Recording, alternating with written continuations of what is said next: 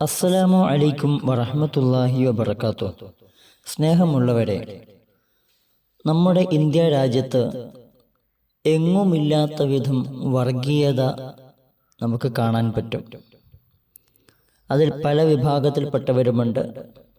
അതിലെല്ലാം മതത്തെ തിരികെ കയറ്റുകയും ചില മതങ്ങളെ വല്ലാതെ ആക്രമിക്കുന്നതും കാണാം. പ്രത്യേകിച്ച് ഇസ്ലാമിനെ എതിർക്കാനും ആക്രമിക്കാനും പല വിഭാഗങ്ങളും വരുന്നത് കാണാൻ പറ്റും. അതിൽപ്പെട്ട ഒന്നാണ് ഇസ്ലാമിനെ കുറിച്ച് പറയുന്നത്, മദ്രസകളിൽ പഠിപ്പിക്കുന്നത് വർഗീയതയാണ്, മദ്രസ പൂട്ടിക്കെട്ടണം. ഇന്ത്യയിലെ അതുപോലെ എസ്പെഷ്യലി നമ്മുടെ കേരളത്തിലെ മദ്രസകളിലൊക്കെ പഠിപ്പിക്കുന്നത് പാകിസ്ഥാനിലെ ഖുർആനാണ് എന്നൊക്കെ.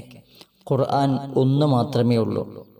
പല രൂപത്തിൽ അള്ളാഹു ഖുർആൻ ഇറക്കിയിട്ടില്ല. ചില നാടുകളിലേക്ക് ചില ഖുർആൻ, ഇന്ത്യയിലേക്ക് വേറൊന്ന്, അങ്ങനെ ഒരു ഖുർആൻ ദുനിയാവിൽ അള്ളാഹു ഇറക്കിയിട്ടില്ല.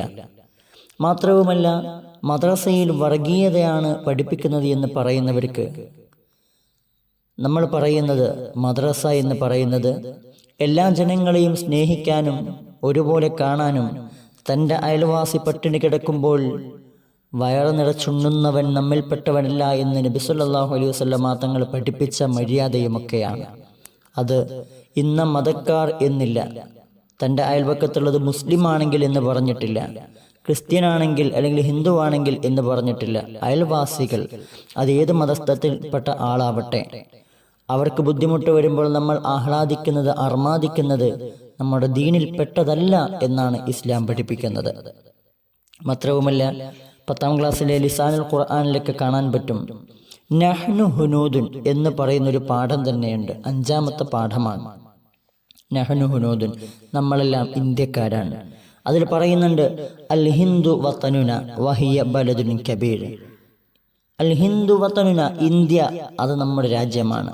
വഹിയ ബലദുൻ കബീർ, അത് വലിയ നാടാണ്. വഫിഹാ ലുഗാത്തുൻ മുഖ്തലിഫ, അതിലൊരുപാട് ഭാഷക്കാരുണ്ട്. യസ്കുനു ഫിഹ അഹ്ലു അദിയാനിൻ കസീറ, അതിലൊരുപാട് മതസ്ഥരും ജീവിക്കുന്നുണ്ട്. മിസ്ലു, ഉദാഹരണം, മുസ്ലിമീൻ, നസാറ, യഹൂദ്, ബൂദിയീൻ, മുശ്രിക്കീൻ, ഗൈരിഹിം. മുസ്ലിമീങ്ങളുണ്ട്, ക്രിസ്ത്യാനികളുണ്ട്, ജൂതന്മാരുണ്ട്, ബുദ്ധന്മാരുണ്ട്, മുശ്രിക്കീങ്ങളുണ്ട്, എന്ന് വെച്ചാൽ ബഹുദൈവാരാധകരുണ്ട്. ഇങ്ങനെ പല ആൾക്കാരും എങ്ങനെ ജീവിക്കുന്നു? പരിപൂർണമായ സ്നേഹ സാഹോദര്യത്തോടു കൂടിയാണ് ജീവിക്കുന്നത്. അത് പഠിപ്പിച്ചു കൊടുക്കുകയാണ്. നമ്മൾ മറ്റു മതസ്ഥരോടും ജീവിക്കേണ്ടത് സ്നേഹത്തോടെയും സാഹോദര്യത്തോടെയുമാണ് എന്ന് നമ്മൾ കുട്ടികൾക്ക് പഠിപ്പിച്ചു കൊടുക്കുകയാണ്. വഫീഹാ മനാദിറു മിസ്ലൽ ജിബാലിൽ മുർതഫിഅ വൽ അൻഹാറിൽ ജാരിയ, ഇങ്ങനെ ഒരുപാട് കാര്യങ്ങൾ പറയുന്നുണ്ട്. എന്നിട്ട് ന്യൂഡൽഹി ആസിമത്തുന, ന്യൂഡൽഹി ഇന്ത്യയുടെ, നമ്മുടെ രാജ്യത്തിന്റെ തലസ്ഥാനമാണ്. നഹ്നു നുഹിബ്ബുൽ ഹിന്ദ, ഇന്ത്യയെ നമ്മളെല്ലാവരും സ്നേഹിക്കുന്നു.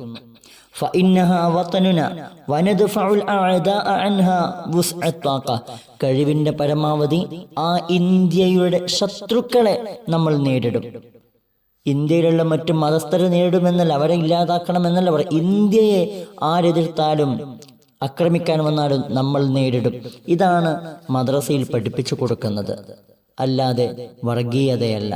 അങ്ങനെ തെറ്റിദ്ധാരണ പാടില്ല, അതൊഴിവാക്കുക.